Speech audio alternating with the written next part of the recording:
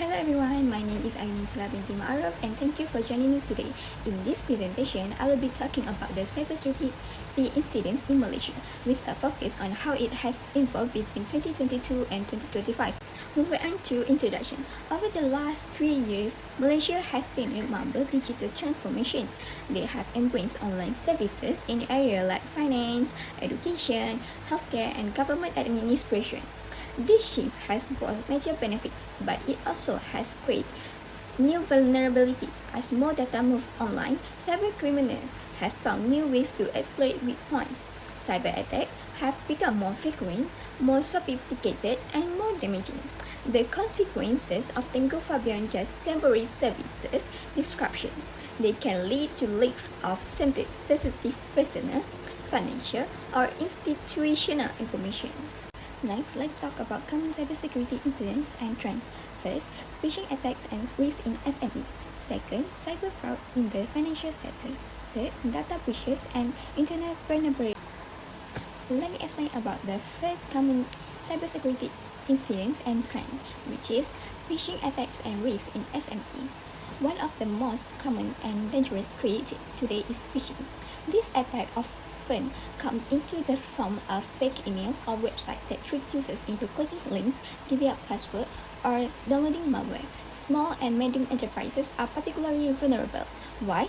Because many lack of the resources, both in funding and skilled staff, to build strong cybersecurity systems.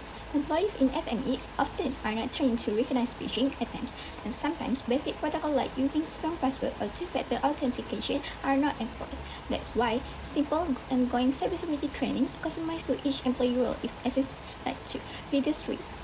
Second, cyber fraud in the financial sector. The financial sector is another major target for cyber criminals. Banks and financial institutions manage massive volumes of data and transactions every day, while they use advanced tools like AI-powered fraud detection and multi-factor authentication. Human errors remain a weak link. Frontline staff might not always recognize suspicious behavior or know how to respond calmly under the pressure.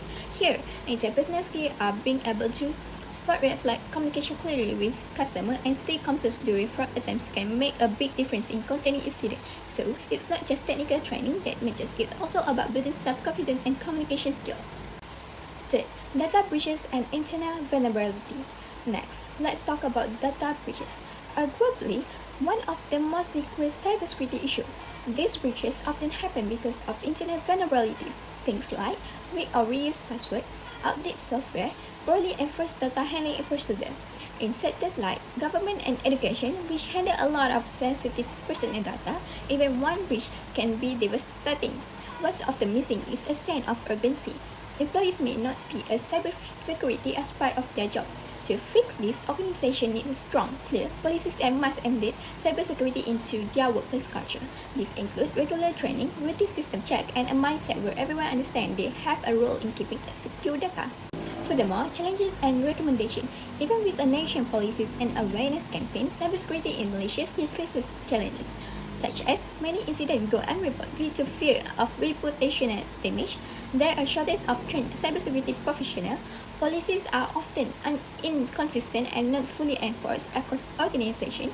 Most companies lack structured training programs or clear communication channels. So, what can be done? First, mandatory cybersecurity training for all employees, especially new hires. Role-specific education so people know exactly what's expected from them. Stimulated cyber trade where staff can practice responding to real-world scenarios.